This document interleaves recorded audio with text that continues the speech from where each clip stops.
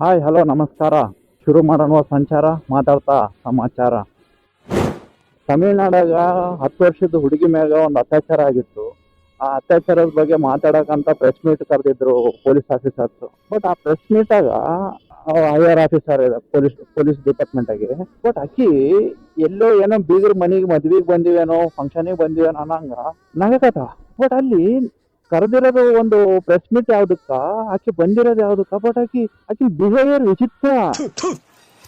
ನೀವು ನೋಡ್ರಿ, ಇಲ್ಲಿ ಮೇಲೆ ಹಾಕ್ತೀನಿ ವಿಡಿಯೋ ನೋಡ್ರಿ. ಅವಳು ಎಷ್ಟು ಆರಾಮ ನಗ್ತಾ.